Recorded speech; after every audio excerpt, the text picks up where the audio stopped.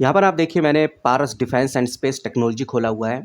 मैंने यहाँ पर डेटा पैटर्न इंडिया लिमिटेड भी खोला हुआ है और यहीं पर मैंने भारत इलेक्ट्रॉनिक लिमिटेड खोला हुआ है। 3 कंपनीज़ तीनों कंपनीज़ को लेकर बड़ी खबरें निकल के सामने आ रही है और ये जो खबरें हैं ये क्लियर करेंगी कि अब आगे इन तीनों कंपनीज़ में क्या होने वाला है। यानी कि पारस डिफेंस में अब आगे हमें कितनी तेज़ी देखने को मिलेगी, जो कि 5 दिनों के अंदर 14 से 15% भाग चुका है।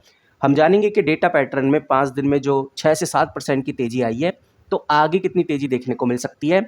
बीईएल को लेकर क्या खबरें हैं जिसके चलते हुए बीईएल में भी हमें बड़े बदलाव देखने को मिलने वाले हैं। तो वन बाय वन करके समझते हैं और सबसे पहले मैं डिस्कस करूंगा पारस डिफेंस से। पारस डिफेंस जो कंपनी है आप देख सकते हैं 5 दिनों के अंदर 14 से 15% बढ़ती हुई नजर आई है और ये जो कंपनी है यानी पारस डिफेंस, इसकी एक सब्सिडरी है जिसका नाम है पारस सेमीकंडक्टर। ये कंपनी सबसे ज़्यादा चर्चा में अपनी इसी सब्सिडरी की वजह से है, क्योंकि पारस सेमीकंडक्टर ने मध्य प्रदेश सरकार के साथ एक एमओयू साइन किया है और इसी एमओयू के तहत ये जो कंपनी है पारस डिफेंस, ये इंदौर उज्जैन के अंदर एक chip packaging OSAT facility setup करने का प्लान बना रही है। और ये खबर इतनी इंपॉर्टेंट इसलिए है क्योंकि पारस डिफेंस इस खबर के चलते हुए बड़ी तेजी में आपको देखने को मिलेगा। जहां आज भी पारस डिफेंस लगभग 7 से 8% बढ़ता हुआ नजर आ रहा है, तो क्वेश्चन ये आता है क्या इस खबर का इम्पैक्ट पारस डिफेंस में पड़ रहा है या फिर अभी और पड़ना बाकी है। तो ये सब जानने से पहले एक बार हम ये भी थोड़ा समझ लेते हैं कि जो पारस डिफेंस है और जो एमपी गवर्नमेंट है,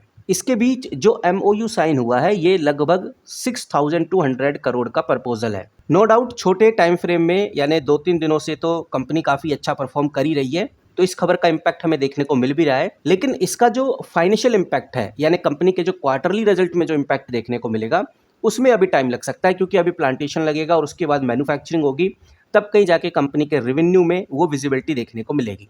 पारस डिफेंस आज जो चर्चा में है, आज जो तेजी में है, सिर्फ इस वजह से ही नहीं है। अभी ऐसा भी देखने में आ रहा है कि ये जो कंपनी है पारस डिफेंस, डिफेंस और स्पेस ऑप्टिक के एरिया में south Korean frame green optic के साथ मिलकर एक बड़ा कोलैबोरेशन करने जा रही है। और वहीं कंपनी ने एरियल रिफ्यूलिंग टैग के लिए यूएस फॉर्म के साथ भी टाई अप किए हुए हैं।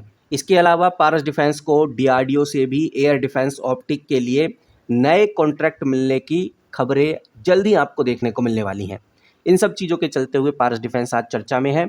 आज लगभग 7.62% की तेज़ी में है और मार्केट क्लोज होते होते हो सकता है कि ये तेज़ी हमें और बड़े लेवल पे देखने को मिले। पारस डिफेंस के अगर हम चार्ट पैटर्न की बात करें तो साफ नजर आता है कंपनी 1496 पे अभी हमें ट्रेड होती हुई नजर आ रही है। कंपनी का जो एक स्ट्रॉन्ग रेजिस्टेंस जोन था 1450 उसको इजीली कंपनी ने ब्रेकआउट कर दिया है।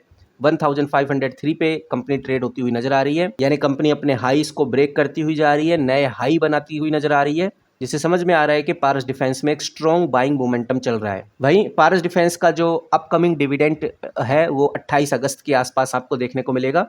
पारस डिफेंस ₹1 पर शेयर फाइनल डिविडेंड अनाउंस करने वाली है, जिसकी रिकॉर्ड डेट 28 अगस्त 2026 फिक्स की गई है। और पारस डिफेंस सबसे ज़्यादा चर्चा में अपने क्वार्टरली रिजल्ट की वजह से भी है। कंपनी ने अच्छा परफॉर्म किया क्वार्टरली रिजल्ट में।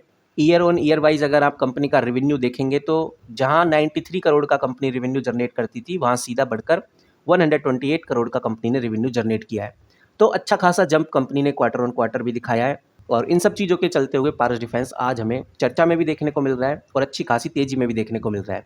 ये तेज़ी गाइज जल्दी रुकने वाली नहीं है, बट एक बात और है जो आपको ध्यान रखकर चलनी है कि कंपनी का पी 128 है, यानी ओवर एक्सपेंसिव कंपनी हो चुकी है। ओवर प्राइस पे इन्वेस्टर्स इस कंपनी में एंट्री ले रहे हैं, इस बात का भी आपको ध्यान रखकर चलना है। बाकी ये जो रैली है पारस डिफेंस में कंटिन्यू रहने वाली है। अब आप किस तरह से देखते हैं कमेंट करके जरूर बताइए। नाउ अब बढ़ते हैं अगली कंपनी यानी डेटा पैटर्न लिमिटेड की तरफ। डेटा पैटर्न ने यहाँ पर एक निराशा दिखाई है। जब कंपनी के क्वार्टर 1 के रिजल्ट आए तो कंपनी ने यहाँ पर दिखाया है कि उसका जो प्रॉफिट है पिछले साल के मुकाबले लगभग 14% कम रहा। जैसे आप इधर देखेंगे तो आपको नजर आएगा कि यह है जून 2026 जो कि लेटेस्ट क्वार्टर 1 का रिजल्ट है, और यह है जून 2025 जो कि पिछले साल का है। यहाँ पर यह है नेट प्रॉफिट, और नेट प्रॉफिट को अगर आप ध्यान से कंपेयर करेंगे तो 26 करोड़ का नेट प्रॉफिट हुआ था पिछले साल, जो इस बार घटकर 22 करोड़ पे रुक गया है। तो यहाँ से आइडिया लग जाता है कि हाँ 14 से 15% का हमें गिरावट इस बार डेटा पैटर्न में देखने को मिली है। और कंपनी के मैनेजमेंट का यही कहना है कि ये जो हमारा नेट प्रॉफिट कम आया है ये टेम्परेरी डिले की वजह से आया है। कस्टमर्स का जो अप्रूवल्स हैं वो काफ़ी डिले हुआ, जिसकी वजह से हमारे प्रॉफिट्स गिरे हैं। और कंपनी ने ये बोला है कि हमारे सिर्फ प्रॉफिट ही गिरे हैं, बट अगर आप रेवेन्यू को देखेंगे यानी अगर आप हमारी सेल्स को देखेंगे तो वो नो डाउट बढ़ती हुई नजर आई है। 99 करोड़ से हमारी सेल बढ़कर 116 करोड़ पे पहुंच गई है। तो कहीं ना कहीं कंपनी के मैनेजमेंट का कहना भी काफी सही इधर नजर आता है और ओवरऑल एक पॉजिटिव माहौल डेटा पैटर्न में देखने को मिल रहा है। और मैं आपको ये भी बताना चाहूंगा, डेटा पैटर्न ये वही कंपनी है जिसको HAL की तरफ से बफर एम्पलीफायर और BITE मॉड्यूल के लिए 1300 करोड़ का ऑर्डर मिला है या हम बोल सकते हैं कि L1 बिडर यही कंपनी रही है और जो भी कंपनी L1 बिडर होती है उसके हाथ में अपॉर्चुनिटी लगती है और डेटा पैटर्न ने इस अपॉर्चुनिटी को खींचा है। तो कहने का मतलब ये है कि भाई 1300 करोड़ का HAL के साथ डील करना डेटा पैटर्न के लिए एक पॉजिटिव साइन है और इससे कंपनी को एक लॉन्ग टर्म रेवेन्यू भी देखने को मिलेगा, एक स्ट्रॉन्ग बैकअप भी कंपनी के हाथ में आया है। वहीं डेटा पैटर्न एक ऐसी कंपनी है जिसने रिसेंटली अभी हाल ही में रेगुलेटरी फिलिंग में ST एडवांस कंपोजिट के एक्विजिशन को लेकर बात की है और ये कंपनी भी धीरे धीरे OSAT फैकल्टी के अंदर अपने आप को एक्सपेंड करती हुई नजर आ रही है, यानी सेमीकंडक्टर फील्ड में घुसती हुई नजर आ रही है। तो इसीलिए गाइस डेटा पैटर्न काफ़ी खास हो जाती है और जितनी कंपनी सेमीकंडक्टर फील्ड में घुस रही हैं वो कंपनी आगे जाके आपको तेजी में देखने को मिलेंगी, नो डाउट, चाहे पारस डिफेंस हो या फिर डेटा पैटर्न हो। डेटा पैटर्न पहले से ही अगर आप देखेंगे तो काफ़ी ज़्यादा ओवर एक्सपेंसिव है क्योंकि PE कंपनी का 96 है, लेकिन पारस डिफेंस के कंपैरिजन में ये कंपनी सस्ती मिल रही है। यहाँ पर इसका करंट प्राइस 4660 आपको देखने को मिलेगा।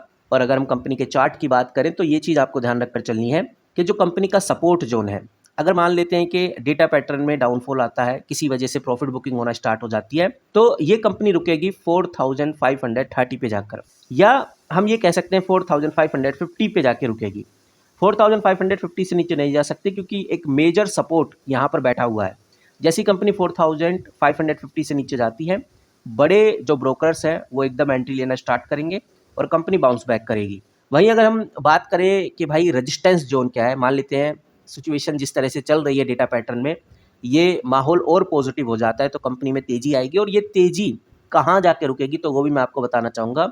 ये तेज़ी जाके रुकेगी 4720 पे, यानी 4720 पे जैसे ही कंपनी आएगी एक बड़ा प्रॉफिट बुकिंग आपको देखने को मिलेगा। ये प्रॉफिट बुकिंग कंपनी को फिर से अपने नॉर्मल प्राइस पे ले आएगा, तो इस चीज़ का आपको ध्यान रखकर चलना है, ये एक बड़ा रेजिस्टेंस जोन है।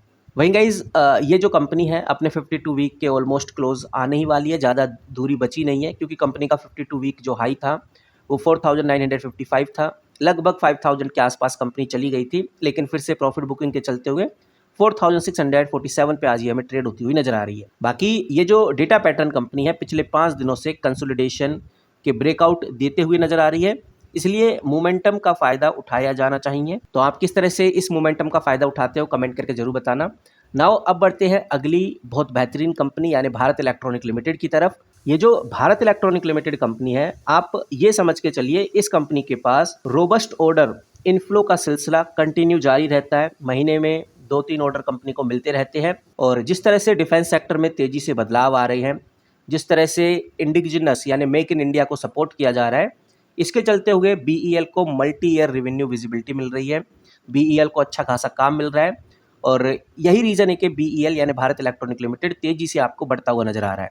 कुछ बड़े एनालिस्ट, कुछ बड़े ब्रोकर्स जैसे जैफरी हो गए, वो आज भी भारत इलेक्ट्रॉनिक लिमिटेड को बाय की रेटिंग रखने को बोलते हैं, कहते हैं कि बाय की रेटिंग मेंटेन करके रखो, लॉन्ग टर्म में ये कंपनी एक हाईली डिमांडेबल बनती हुई नजर आएगी। और अगर कंपनी के Q1 की बात करें तो कंपनी ने Q1 में बहुत अच्छा परफॉर्म किया, एक टॉप लाइन ग्रोथ कंपनी ने रखी। रेवेन्यू बात करें तो year on year wise company का रेवेन्यू लगभग 27% तक बढ़ता हुआ नजर आया। यहाँ पर आप देखिए जून 2026 है ये और ये है जून 2025, पूरे एक साल का अगर हम डिफरेंस देखें तो 4440 करोड़ से रेवेन्यू सीधा बढ़कर 5547 करोड़ पे चला गया है, जो दिखाता है कि लगभग 25% का ग्रोथ यहाँ पर कंपनी ने ईयर ऑन ईयर रेवेन्यू में इंक्रीज़ किया है। और वहीं अगर आप नेट प्रॉफिट की तरफ इशारा करेंगे तो नेट प्रॉफिट भी 969 करोड़ से सीधा बढ़कर 1055 करोड़ तक पहुँच गया है। तो नेट प्रॉफिट में भी एक मैसिव ग्रोथ हमें देखने को मिलती है।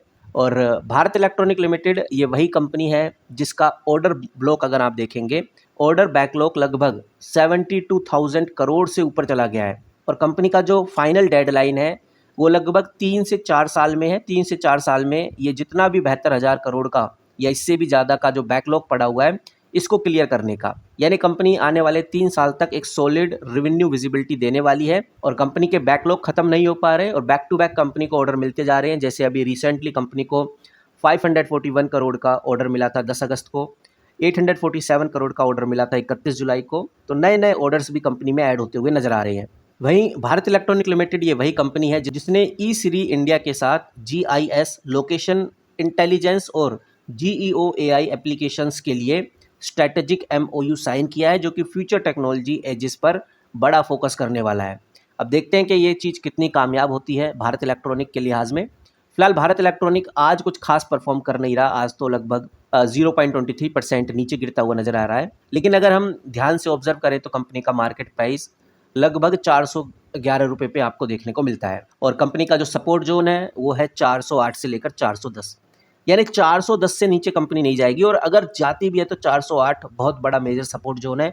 इससे नीचे जाना कंपनी के लिए नेक्स्ट टू इम्पॉसिबल है। वहीं बात करें कंपनी के रेजिस्टेंस जोन की तो कंपनी सब कुछ अच्छा रहता है, तेजी से ग्रोथ होती है तो कंपनी 415 420 तक जा सकती है, लेकिन इससे ऊपर कंपनी अभी नहीं जाएगी। बड़ी प्रॉफिट बुकिंग देखने को मिलेगी जैसी कंपनी 420 या 415 पे जाती है तो इस चीज़ का हमें ध्यान रखकर चलना है। फिलहाल अब देखते हैं कि आगे क्या सिनेरियो क्रिएट होता है इन तीनों कंपनीज को लेकर।